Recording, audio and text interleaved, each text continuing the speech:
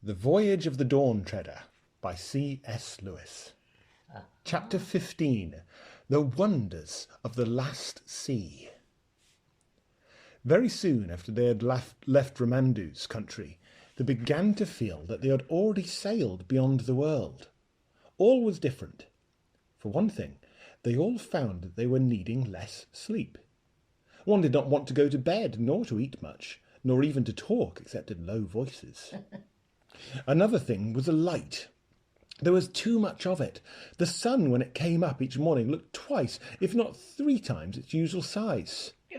And every morning, which gave Lucy the strangest feeling of all, the huge white birds, singing their song with human voices in a language no one knew, streamed overhead and vanished astern on their way to their breakfast at Aslan's table. A little later they came flying back and vanished into the east.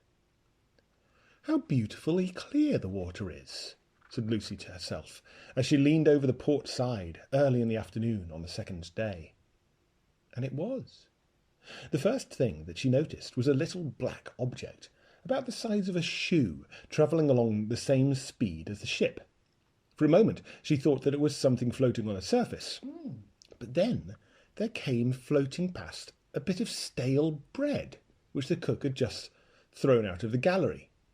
And a bit of bread looked as if it were going to collide with the black thing, but it didn't. It passed above it. And Lucy now saw that the black thing could not be on the surface. Then the black thing suddenly got very much bigger and flicked back to normal size a moment later. Now, Lucy knew she had seen something just like that happen somewhere else. If only she could remember where. She held out her hand to her head and screwed up her face and put out her tongue in effort to remember. At last she did. Of course, it was like what you saw for a train on a bright sunny day. You saw the black shadow of your own coach running along the fields at the same pace as a train. Then you went into a cutting, and immediately the same shadow flicked close up by you, and you got big racing along the grass of the cutting bank. And then you came out to the cutting, and flick! Once more the black shadow had gone back to its normal size and was running along the fields. "It's our shadow, the shadow of the Dawn Treader," said Lucy. "Our shadow is running along the bottom of the sea. That time when it got bigger, it went over a hill, but in that case, the water must be clearer than I thought. Good gracious, I must be seeing the bottom of the sea, fathoms and fathoms down."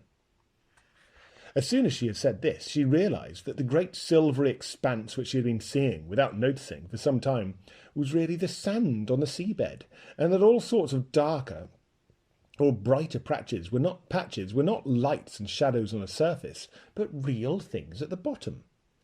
At present, for instance, they were passing over a mass of soft purply green with a broad, winding strip of pale grey in the middle of it. But now she knew that she was on the bottom, she saw it much better. She could see that bits of the dark stuff were much higher than the other bits and were waving gently. "Just like trees in the wind," said Lucy. "And I do believe that's what they are. It's a submarine forest."